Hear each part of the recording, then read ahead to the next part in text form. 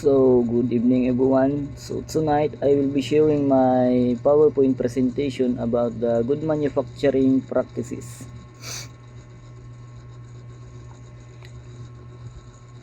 So, what is GMP? So, GMP is a manufacturing practice is a set of regulations, codes, and guidelines for the manufacture of drug substances and drug productions. So, medical device also and diagnostic products and foods. So, they are actually consistently produced and controlled according to quality standards. So, the main goal is to ensure that the products safe and effective and of high quality before they reach the consumer. So, on GMP handbooks for everybody, for industry is actually they are not limited to one industry. So, different GMP handbooks are created to specific industries such as the pharmacist, food manufacturing, and medical device and cosmetics. This helps to ensure that each industry follows standards appropriate to the type of product they manufacture. So, objective.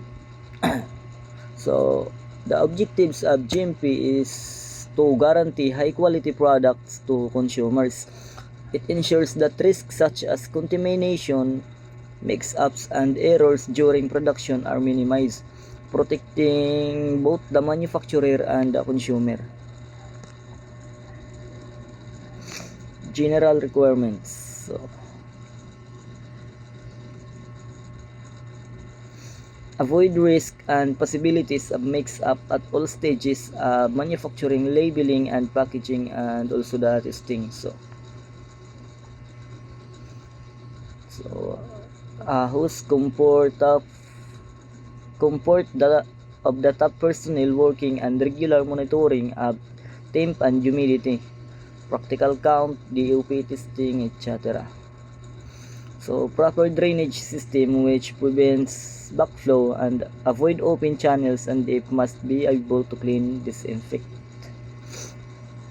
So, let's go back to the general requirements. So, GMP requires manufacturers to avoid risk and possibilities of mix-up during the all stage of manufacturing. So, diri laha manufacturing also ha labeling, packaging, and testing. So, nag-emphasize in proper air handling units to comfortable working conditions for personnel and regular monitoring of the temperature and humidity. The power drainage system to prevent the contamination. So, building and facilities. So, we have 8. First is design and construction features. Lighting, ventilation or filtration, air heating and cooling, plumbing, sewage and refuse, washing and toilet facilities, sanitation and maintenance. So, under the GMP, buildings and facilities must be properly designed and constructed. This includes adequate lighting, ventilation, and all these factors help to maintain cleanliness and prevent contamination during manufacturing. So, good manufacturing practices. So, a basic principle of GMP is that quality cannot be tested into a batch of product but must be built into each batch of product during all stages of the manufacturing process. It is designed to minimize the risk involved in any pharmaceutical production that cannot be eliminated through testing the final product. So on GMP is that quality cannot be tested into a product. So instead, quality must be built into the product at every stage of the manufacturing process. So it helps to minimize the risk that cannot be eliminated by simplifying testing the final product. So here are the 10 principles of GMP. So first is to design and construct the facilities and equipments properly. Follow written procedures and instructions. Document work, of course, and validate work. Number 5, monitor facilities and equipment. Write step-by-step operating procedures and work on instructions. Design, develop, and demonstrate job competence. Protect against contamination. control components and product related process, and lastly the conduct planned and periodic audits. So the 10 principles of GMP include the proper design of facilities and equipment, following the written procedures, and the proper documentation, of course, validation of process, and continuous monitoring. It also includes employee training and regular audits to ensure the compliance. GMP categories: so cell, premises, equipment, personnel, sanitation, raw material testing, manufacturing control, packaging material testing, finished product testing, quality control department, records, samples, stability, and sterile products.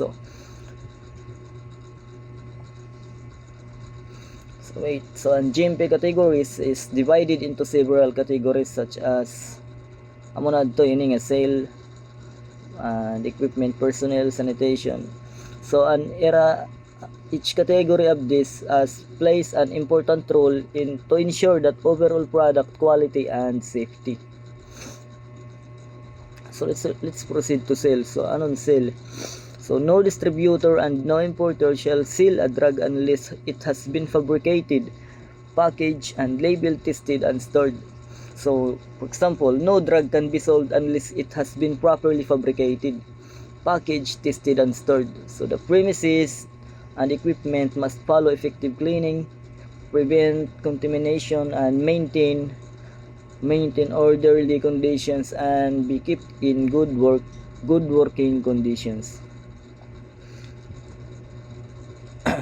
Premises and equipment. So permits and effective cleaning, prevents contamination, orderly conditions, and good state of repair. So appropriate education ay sa personnel, appropriate education, training, and experience. Sufficient number of people and receive GMP training. So ang personnel must have the appropriate training and experience, and they must before they receive the regular GMP training.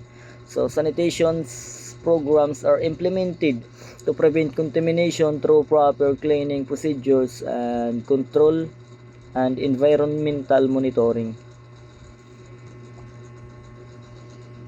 So the next is sanitation.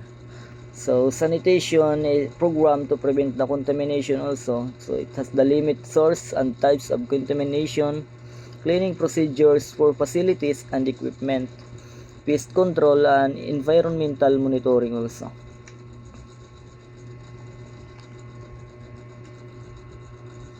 So what's the next?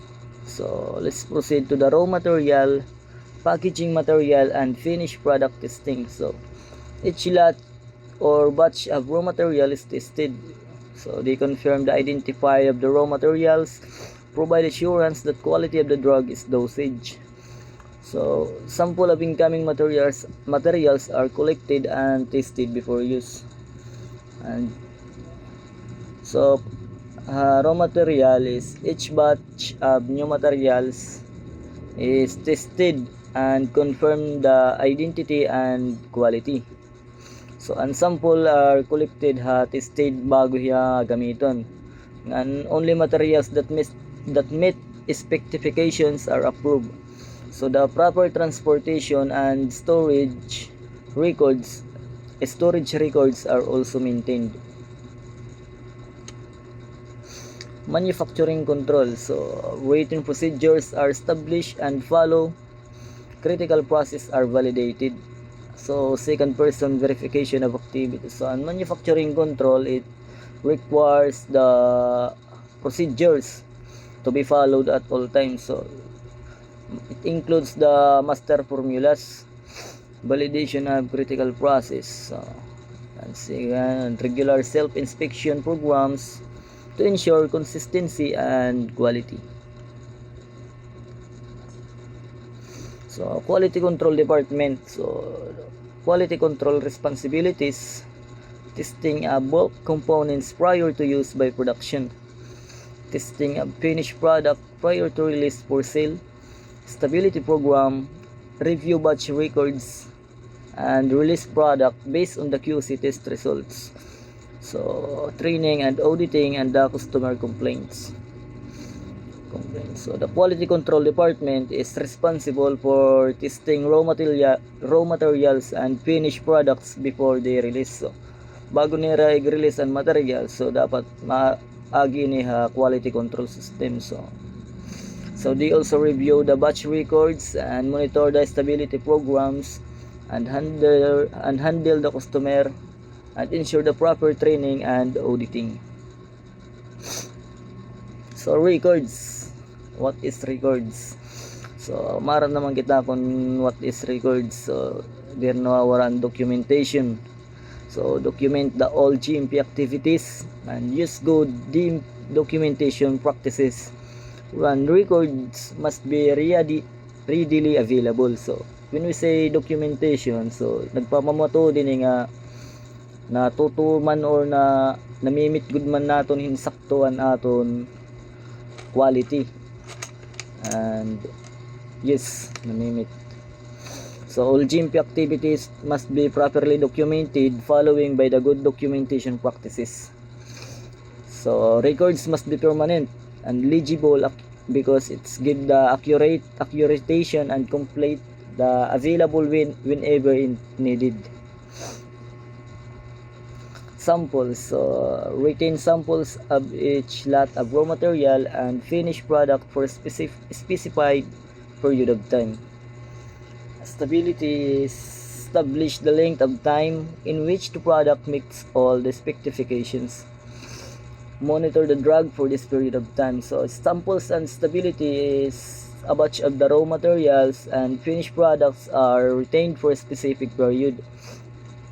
And stability studies are nagkakonduct hiya para ma-determine nga kung gaano kaiha ang product magiging safe and magiging effective under proper storage conditions. So sterile products. So package in separate enclosed area by trained personnel using method to ensure sterility. So ano sterility? So sterility products must be packaged in separate. So specific methods are used to ensure and to prevent the microbial contamination. So why GMP is important? So a poor quality medicine may contain toxic substances that have been unintentionally added. A medicine that contains little or none of the claimed ingredient will not have the intended therapeutic effect. So ang GMP is may contain the harmful substances or incorrect ingredients amount. So kunwari GMP and medicina is may become an ineffective or even dangerous to consumers. So GMP in different, so let me say that GMP in different products. So GMP in solid dosage forms, also in semi-solid dosage forms, in liquid orals, and in parenterals production, Ayurvedic medicines, and in biotechnological products, and nutraceuticals and cosmeceuticals, and also in homeopathic medicines. So GMP is applied in many products such as what we say right now. Damo lahiyang ka kuan. So some of the main risks are unexpected contamination of products causing damage to health or even death. Syempre kung diri kita maramhit aton papalit nga medisina, bisan pa ito niya sumarin kita nga bioflu is panhiranat, pero adto ngayon mo na palit is diri ngayon hiya kuan GMP kuan nga adto makamaratay. So imbis nga maupay ka nga ngadto kalugod hit karatan. So by the way, so main risk without GMP. So and some major risks include the unexpected contamination, incorrect labeling, and incorrect amounts of active ingredients. So yes, dapat ang GMP is gin-ensure niya nga ang aton makukuha nga mga medisina is an proper hiya ha ingredients, especially ha ingredients. So this risk can lead to serious health problems or ineffective treatment. So adi, insufficient or too much active ingredient resulting in ineffective treatment or adverse effects na. So let's go on to conclusion. So from the above discussion, we can conclude that the pharmaceutical industry is regulated by GMPs. Good manufacturing practices must be followed. GMP ensures drug products are safe, pure, and effective. So in conclusion, the pharmaceutical or industry is strictly regulated by the GMP. So GMP must always be followed to ensure that products are safe, pure, and effective. So ang GMP is very important here protecting to the public health. So that's all siguro. So that's all. Thank you for listening and God bless. Let's proceed to my next topic, which is about the plant construction and design. So let's go back and let's proceed to the plant premises, plant construction and design. So today I will be discussing the plant premises, plant construction and design, and how these three elements work together to ensure safe and efficient and sustainable industrial operations. So presentation outline, the introduction, the plant premises, plant construction, and plant design, and the relationship of the three, and summary and conclusion. So let's go to introduction. So industrial plants are carefully planned facilities designed to support efficient production. Proper planning of plant premises, construction, and design ensures safety, productivity, and the cost efficiency and long-term sustainability of operations. So industrial plants are not built randomly.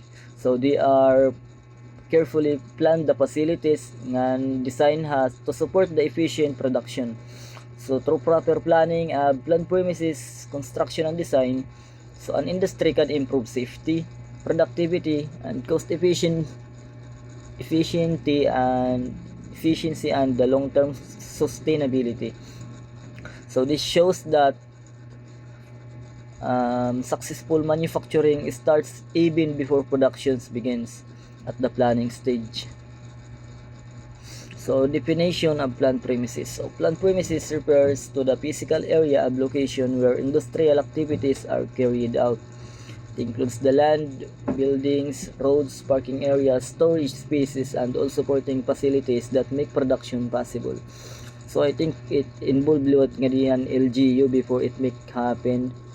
So I don't think so, but I think so.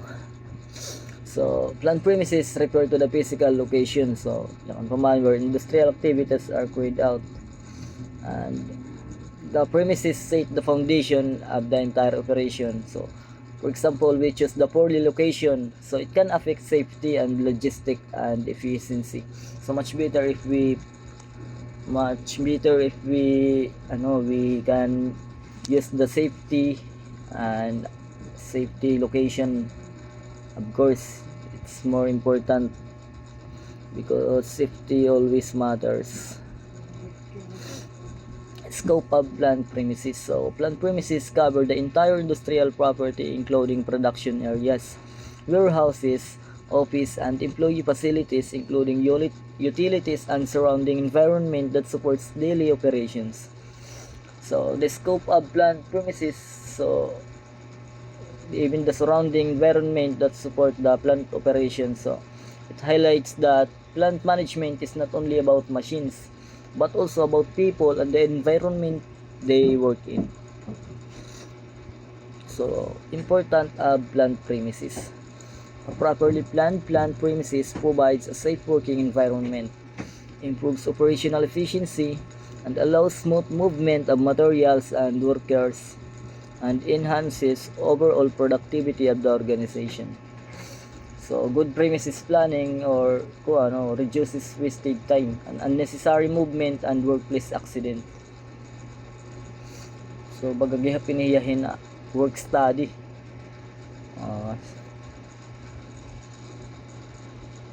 Safety in plant premises. So plant premises must be designed to prevent accidents and hazards. This includes proper lighting, ventilation, and fire exit, emergency pathways, signage, and compliance with safety laws and standards. So safety is not optional actually. Yes, safety is not optional, but it must be built into the plant layout to protect workers and prevent costly accidents. So if you are, for example, a manager in a company, tapos waray mula pakialam ha safety, so ang imo workers is mag-aalang ito pagtrabaho, especially ha mga height work. So makakakuha nit imo workers, and syempre waray mo kuha na safety, waray mo coordination. So ang imo workers is mag-aalang pagtrabahuhin mga bisan diri mga delikado, mag-aalang lagi hapon ito asay pabait delikado. So environmental considerations in plant premises. So environmental factors such as waste disposal, noise control, air pollution, drainage system, and green spaces are essential to ensure environmental protection and community safety. So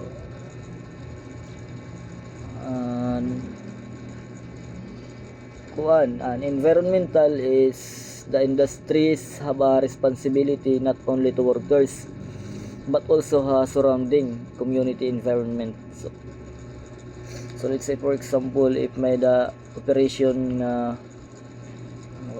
masyado hiya ka nakakaperwisyo, especially naringasa, noise, tapos mga smoke, di ba may the operation ng mga sugad. Definition of plant construction naman. So ang plant construction is the process of building and developing industrial facilities based on approved plans and designs. It involves the use of materials, labor, engineering methods, and safety standards to create operational plants. So ang plant construction is the process of even the best design will fail if construction is done poorly or without safety standards. So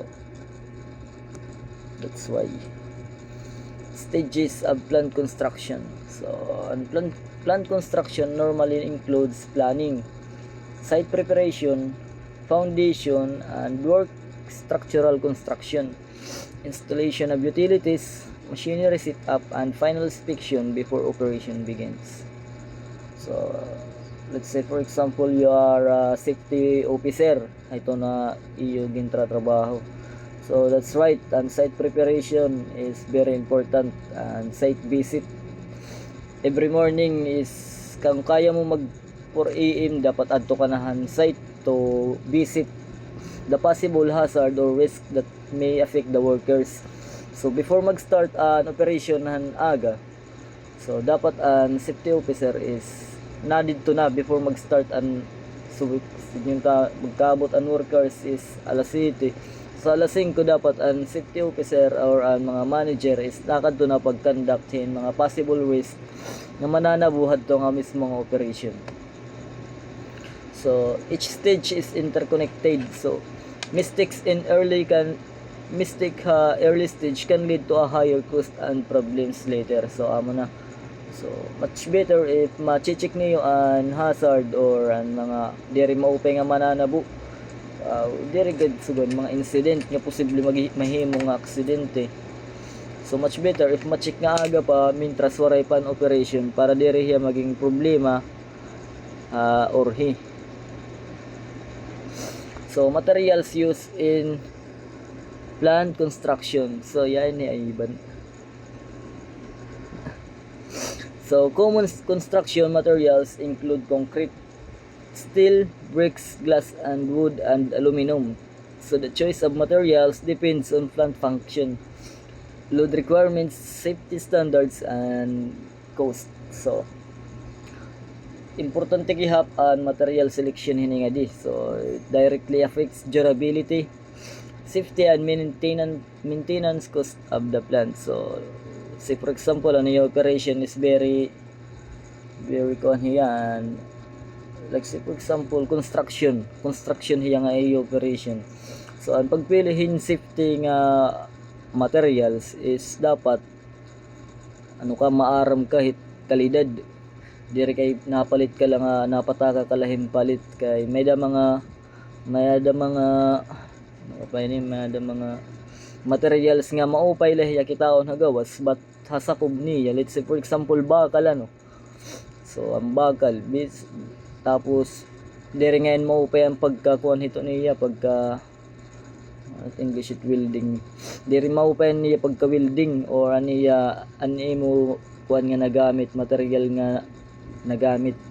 So magkakamaya talaga piya effect nga posible bumigay ngaran kun bakal na kay purli an pagka kuan hiya paghulma.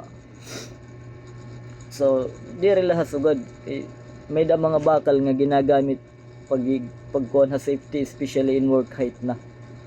So much better if maaram ka kung ano kalidad hito nga imo gagamiton nga material when it comes to construction. So safety standards in plant construction. So construction activities must comply with building codes. Yes, that's correct. Occupational safety standards, electrical and fire safety regulations in order to protect workers and future plant users. So the protecting construction workers is just as important as protecting future plant users. So when we build and construction dapat may da talaga ito niya building codes. Syempre diri mawawaran occupational safety or OSH, priority and workers safety no matter what happens. So cost factors in plant construction. The total cost of plant construction includes land, construction materials, labor wages, heavy equipment and technology systems, so permits and emergency safety systems. So and good planning is nakakabulig ha pag kontrolhin risk ngan magpreventin unnecessary financial losses. Yes. Common risk in plant construction. So some risk include project delays. So project delays diri na iwasan nga magkamay-ada project delays kay and mga tawo manggod daliwat ang naghihimuhan ano ka pa inihan an operation tapos mga materials is diri man actually hiya perfect nga nagkakaabot when we order kasi materials is diri ton hiya dayon pagtawag mo ma-deliver dayon. No, it's not, especially if dagko na or damo na hiya. So ma-travel pa ito from for example from Manila nga diha Tacloban. So ma-travel pa. So dapat may kita permanente hiton extension of deadlines para kuan naton sinyon ta meda kuan nagkulang kahin mga materials. So ma-order ka pala. So diri pa iton hiya i-ensure mo nga maabot on time kay for example nagbibiyahe tapos ang auto is nagkamay-adahin problema. So madidelay dito pala madidelay ka na. Tapos hindi na pa na ang problema pa nato na San Juanico. So dito medyo magkakakuan na bisan pa itong didila Tacloban. Let's say for example kayo mo makapalit dinihin material sa Tacloban, diri lat gyap na iwasan na waray delay tungod kay diri lahi kita napalit. Diri gadi actually delay if din nila Tacloban pero orog din niya Tacloban it napapalit mula dili nga materials is from Balayla na to not usually very good hiya operation nga kuan. Kay some of operations is ang mga contractor kasi diha Tacloban, very good hirad din hiya Tacloban na palitin mga materials. Damot contractors diha Tacloban nga diri dinhi mismo na palit, na travel pa from Manila, from Cebu, an era materials bago may kadiha Tacloban. So that's why. So definition of plant design. So plant design refers to the planning and arrangement of machinery, equipment, workstation, storage areas, and movement paths to ensure smooth, safe, and efficient product operations. So, and design is directly affects productivity. Yes, that's correct. So, let's say for example, ang design mo facilities is diri hiya organize ang design mo facilities. So, and workers is damo pa niya sugad damo nakaharang usa nga agian, which is dapat diretso nauntan niya paglalaktan kay diri man organize ang facility. So, magkakandat utrohin another time para umabot ngadto niya kuan sinyuntan usa nga worker may dara nga hollow blocks or mga electrical wirings, tapos an imo facility is nagkakagaramo. So adto nga workers is mabiling hiyahin pinaagi nga karsada para makaabot ngadto niya destinasyon. So adtoin makakagkandak adtohin another time para makaabot ngadto, which is dapat kung kaya naton ma organize naton facilities, though we will make it because an oras is nasasayang. So design directly affects productivity and worker comfort and product quality. Okay, bangin ito pagkaon na nigahatod tapos nagdinugay ngayon sa numay hatod wari magpapanos ito. So the objectives of plant design. So the main objectives of plant design are to maximize productivity, minimize production cost, and ensures worker safety, reduce material handling, and allow the future expansion. So and flexible design is prepares that plant for future growth and technological changes. Principles of plant design. So the key principles include integration of operations, minimum movement of materials, smooth workflow, efficient use of space, flexibility for future changes, and safety for workers. So there are types of plant layout. So the four main types of plant layout are product layout, process layout, and fixed position layout, and circular layout. So each type is used depending on the nature of production. So waray layout nga diri best for all industries. So the choice depends on production needs. So product layout is a machine that workstation are arranged according to the sequence of production operations. This layout is commonly used in mass production industries such as food and processing assembly lines. So that's correct nga ang machine and workstations are arranged according an era operations. Let's say for example tahian. So dapat animo kuan is organized animo workstations. Diri pwede nga animo dagom maadi. Tapos animo inulang aton kaluyong nga eskina. So magbinalik-balik kahito. Hino ba nawat magsusugad ano. So dapat as much as possible is kaya mo lang madukot nimo duha nga kamot. Animo kuan. So for example table. Dapat diri ka na maglinakat-lakat. And it consumes time. Process layout. So in process layout, those similar machines performing similar functions are grouped together. So this layout is suitable for job shops and low volume, high variety production system. Fixed position layout. So in fixed position layout naman is the product remains in one location while workers, machine, and materials move around it. So this is common in shipbuilding, construction projects, and aircraft assembly. Yes, that's correct. Pero dapat much better if an aton machine nga ng mga materials is very good hirayuhan aton target project, like for example may buhos sa igbaw, tapos siyempre adi man naubos ang makina, ano ka pa ni mixer. So as much as possible an imo mga workers is may daha igbaw, may dala sa ubos, tapos may da kamo equipment nga magagamit nga mas mapapadalian pagsasaka ngadtuhan higbawan buhos dire kay sulinta bangin ito adto ha 4th floor ang buhos, tapos niyo makina isa ha ground floor, tapos ang buhos sasaka mo pa hagdan, so mag-iiha ka mo ito.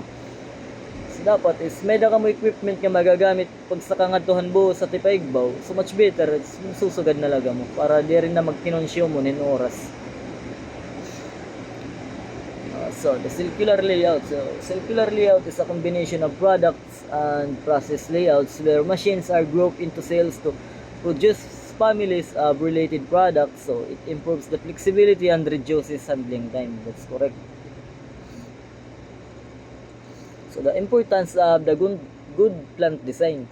So a well-designed plant improves productivity, reduces waste, saves time and cost, increases worker comfort, enhances product quality, and ensures smooth workflow. So, ang good plant design is efficient talaga hiya when we design the when we design exactly, because it leads to happier workers and better output. So, ang effects naman for plant design is makakaresultahin production delays. Yes, that's correct. High operating cost, frequent accidents ngan, poor product quality, worker fatigue, yes, and inefficient use of space and resources.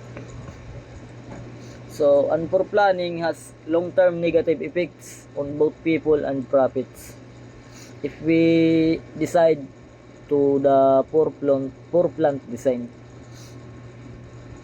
So, role of engineers in plant design. So, engineers are responsible for analyzing process, designing layouts, and selecting equipment, improving workflows, ensuring safety standards, and recommending continuous improvement. So, let's say for example, we are the industrial engineers.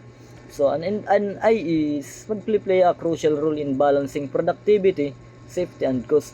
So maraman kita nga industrial engineer is magaling ha pagbalansin kuan mga cost and workflows and safety standards also. We all know that IE is everywhere,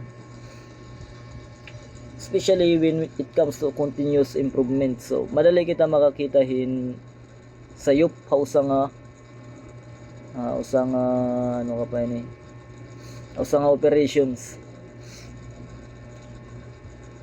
So relationship of premises, construction, and design. So plant premises provide the location, plant construction builds the structure, and plant design organize the internal layout and workflow. All three are interconnected and equally important. So plant premises nagpro-provide han location, and construction naman han structure, ang design naman para ma-organize ang workflow. So ini nga tuloy is must work together for successful operation. So kung usahin din mag-fail, so the entire system is affected. Let's say for example kung na nag-failed and design, so magkakakusla o magkaka-apekto lagi piningan, magkaka-lead hayahin kuan delay, siguro kan delay. Advantages of good plant planning. So the good plant planning result in higher productivity, reduce operational cost, improve product quality, and safer working conditions, and long-term business success. Ang challenges naman ng plant planning is limited budget, space constraint, and rapid technological changes, environmental issues, government regulations, and unpredictable market demand. Tama. So, in summary, plant premises and plant constructions and plant design are essential components of industrial operations. So, together, they ensure safe, efficient, and profitable manufacturing system. So, and good planning, so it's not just about building and machine. It's about creating a safe, efficient, and future-ready workplace. So, yakan pa man, an organized nga panarabahuan is maupahiya pagtrabahuan. So, proper planning and plant premises and design plays a vital role in industrial success. So, when these are well executed, the result in improved productivity, safety, and sustainability. So, thank you and God bless. That's all, Ada. That's all, ma'am. Thank you so much.